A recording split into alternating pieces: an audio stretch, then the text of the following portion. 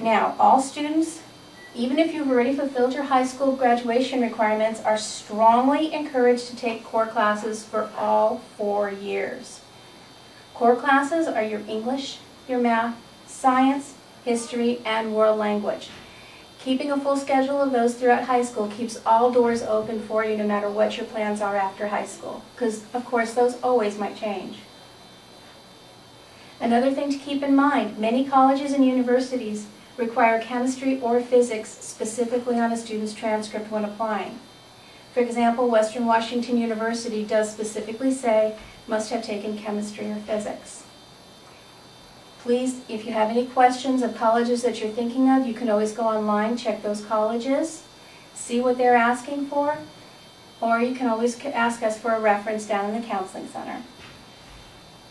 Now, chemistry and physics are not required for graduation, nor is world language.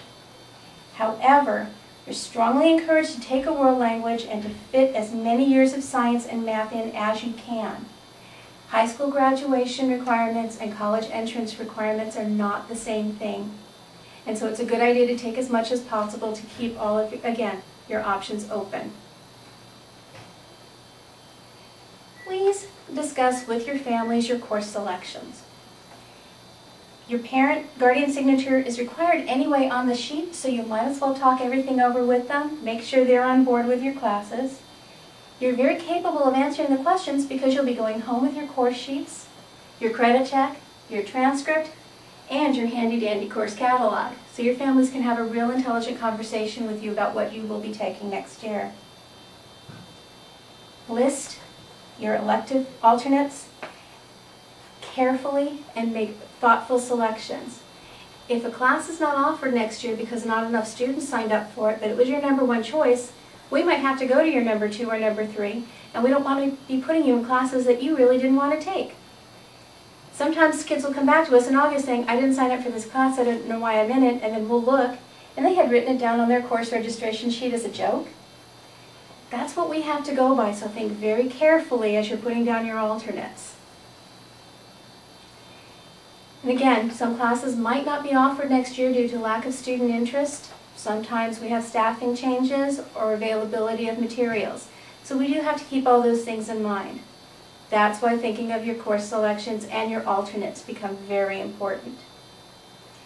If you're signing up for NEVAC classes, which we'll show you in a few moments, those do take up 2 spaces every semester selection. Not only do you have to sign up for it on the forms, but make sure you do check in with Ms. Davidson in the Career Center, because there is an application process that you must complete. And if you are thinking of doing NEVAC, my best suggestion is get in there early and get all your paperwork in as fast as possible. The NEVAC classes do fill up. After you've completed your registration form, make sure that you've met all the prerequisites, and I'll show you how to look those up in just a moment. Make sure you reviewed it, make sure everything is best to your ability, exactly what you think you need to be taking next year. Check to make sure that you have a good balance. Will you be able to devote the necessary time and effort to the classes to be successful? You want to set yourself up for success. Now don't panic. Every one of these sheets will be looked at by a counselor and double-checked. So if we see you're very far off, you've totally missed something for graduation, we will make sure that we've called you in and get the situation fixed for you as quickly as possible. But the best way to get it done is to make sure that you look it over carefully to begin with. Now, finally, we're going to get to the course catalog. Again, we're taping this before the course catalogs are back from the print shop, but your course catalog cover will look very much like this. The first thing you're going to see, turn to the page that says Overview. This gives you a very quick breakdown of all the classes that we offer here at Redmond High School, exactly what graduation requirements they cover, and even broken out by 1-semester classes and 2-semester classes. It's a very handy, quick reference guide for you.